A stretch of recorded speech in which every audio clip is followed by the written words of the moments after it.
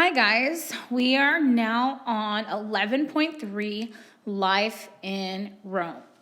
So let's take a look at some of the things we'll be learning about in 11.3.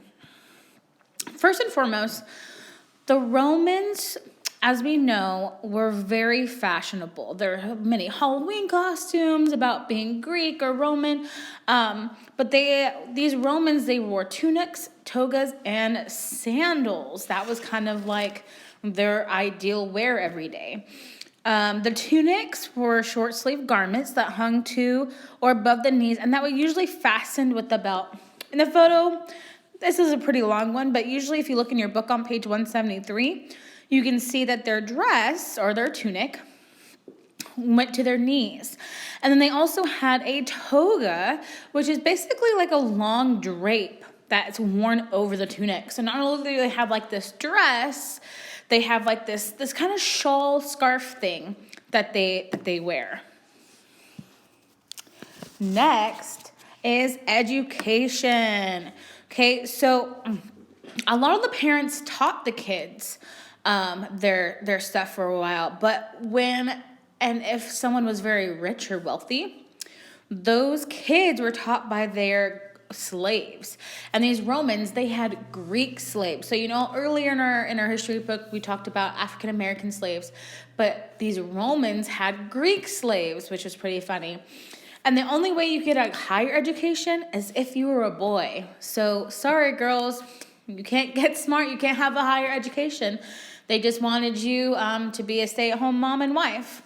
And if you weren't wealthy, if you were poor or common, they needed their kids and their boys to go to work, to help with the farm and to help with their land or whatever they may be doing. So the boys did not get an education. So let's talk about their homes. So if you were wealthy, if you were very rich, you were in a house full of all these rooms, and there was this thing called an atrium. And as you see in this picture, there's an atrium right here. It's like an opening to all the buildings. So instead of it being fully roofed, there was a part in the middle of their house that just let sunlight in. And that was it looked really cool. And they usually had a pool where that was, so to hang out and to talk. Or sometimes they had like a statue to worship one of their gods. But as you can see, like in this picture, there's like a room right here, and then off like to this side, there's a room. There are rooms everywhere. So if you were really wealthy, if you were rich, you had this type of home. But if you were poor or common, you basically had like a one-room home. Or some of the Romans even lived in apartments. So they stacked up all the rooms or stacked up all the housing together, and they all kind of crammed in to one house, one big house. So that's kind of how we got the apartments going for us, kind of how it got started. Next, their work. What do they do? So most importantly, Rome's Mediterranean climate made it really good for farming. The Romans grew grains and vegetables and fruit, and even included some olive trees and some vineyards, as you see here. Some Romans did raise like flocks and sheep and goats and other animals, just like any other farmer would. Not only did they irrigate and fertilize their crops, but to help them save on fertilization for their land, they decided to do crop rotation. Crop rotation is where, say for example, they grew this whole big field of broccoli.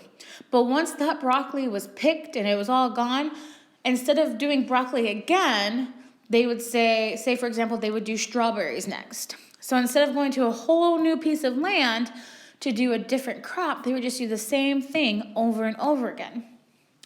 And then, as the Romans started conquering other countries, they were able to use goods made by these other countries and nations and use them for their own trade.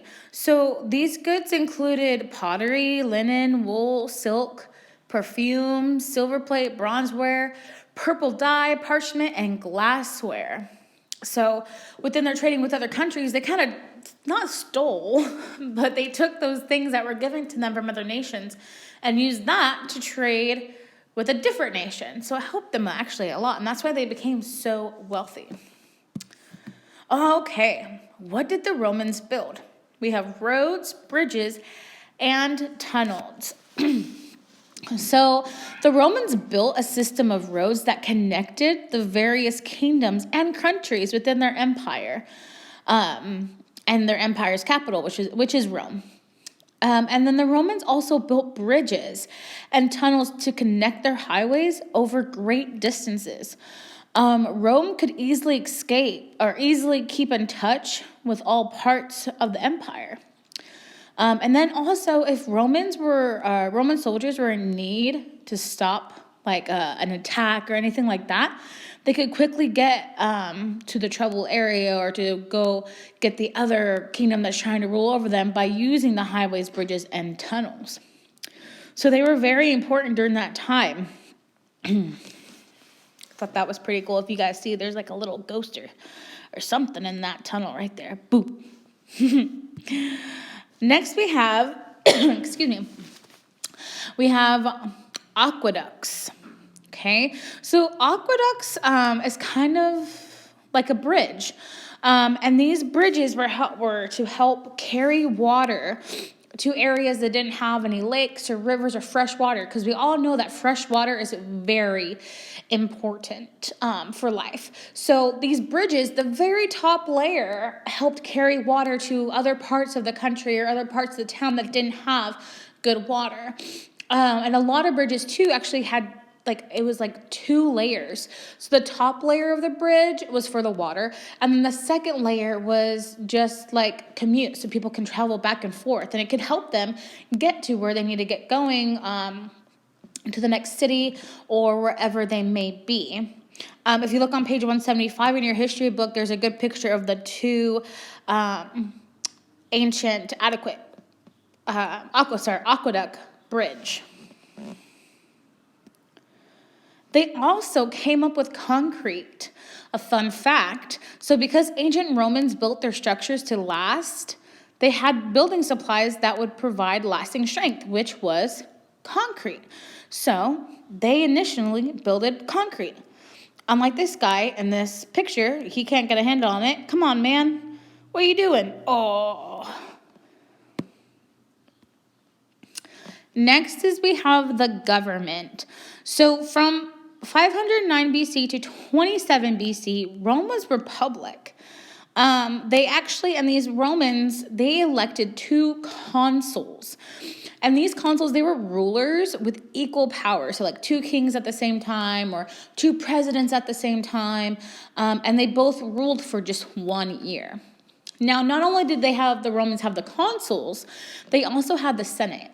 And the Senate was basically a group of people, usually men, that were the oldest and wisest. And sometimes these consuls or when there was a tough decision, they would go to the Senate to ask for advice for what to do. Speaking of the government, people were placed in 2 different categories. Ones were the patricians, and then the other ones were the plebeians. The patricians were very wealthy. They were very distinguished. They came from money. They usually had a high position in government or the army. They were leaders. They were, big soldiers. They were very important people.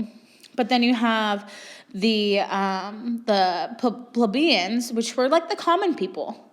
They were the farmers and the peasants and the free slaves. They could not go hold public offices, but they were allowed to vote on laws. But slowly over the centuries that the Roman Republic existed, the plebeians received more rights. So that's pretty good. But during the period of Roman Republic, Rome became the mighty conqueror of the countries that surrounded the Mediterranean seas. All right, guys, that is it for 11.3. Make sure you check Edmodo. Bye, guys.